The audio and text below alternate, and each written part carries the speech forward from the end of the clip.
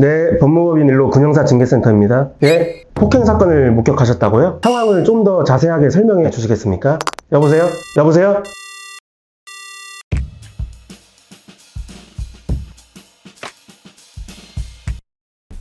안녕하세요. 법무법인 일로 군형사 징계센터의 변경식 변호사입니다. 군대도 하나의 사회인 만큼 사건, 사고 또한 다양하게 발생하고 있습니다. 만약 군대 내에서 사건이 발생한다면 군형법에 따라 처벌받을 수도 있는데요. 가해자를 처벌하기 위해서는 먼저 군 수사기관에 피해 사실을 알려야겠죠. 일반적으로 수사기관에서 범죄 사실을 인지하는 방법으로는 피해 당사자의 고소나 고발인의 고발 또는 목격자의 신고 혹은 가해자의 자수 등이 있습니다. 이를 통해 범죄 사실을 인지한 수사기관이 수사를 개시하게 되는 거죠. 군대는 상명하복에 따라 움직이는 엄격한 곳입니다. 시키는 것만 하고 시키지 않은 것은 하지 않는다 라고 말씀드리면 이해하기 쉬우실 겁니다. 하지만 이 상명하복 원칙도 과하게 강요하면 처벌될 수 있다는 사실 알고 계신가요? 네, 바로 강요죄입니다. 형법 제324조에서는 폭행 또는 협박으로 사람의 권리 행사를 방해하거나 의무 없는 일을 하게 했을 때를 강요죄로 규정하고 있는데요. 강요죄의 성립 요건 중 하나가 바로 앞서 말씀드린 폭행 또는 협박입니다. 신체를 향해 물리적인 위해가 가해지거나 상대방으로 하여금 공포심을 일으키는 언행을 해서 의무 없는 일을 강요했다면 형법상 강요죄에 해당하게 되는 거죠. 그런데 보통 국내에서 강요죄 등의 형사사건이 발생하는 상황은 피해자가 가해자보다 하급자인 경우가 대부분입니다. 이렇게 상명하복 원칙과 위계질서가 엄격하다 보니 국내에서 사건이 발생하더라도 사건을 보고하거나 신고하는 것에서부터 상당한 어려움을 겪고 있는 것이 사실인데요.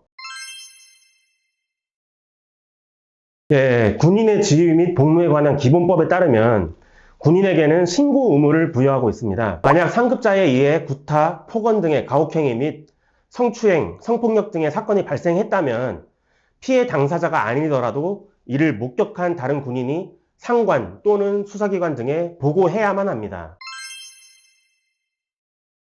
예, 군인의 신고 의무는 단순히 선언적인 규정이 아니기 때문에 만약 사건을 목격하고도 이를 묵인했다면 징계 처분을 받을 수 있습니다. 국방부 군인 군무원 징계 업무 처리 훈령에 따르면 사건을 묵인 또는 방조할 경우 상당히 높은 수위로 징계 처분을 받는다고 규정하고 있는데요. 구체적으로 별표 4에 따르면 폭행 등을 묵인 또는 방조했을 때 일반 사병의 경우 최대 강등에서 견책까지 폭넓게 규정하고 있고요.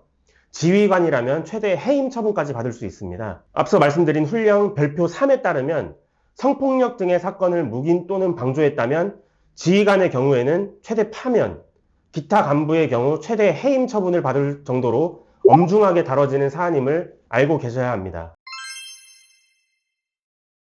예, 맞습니다.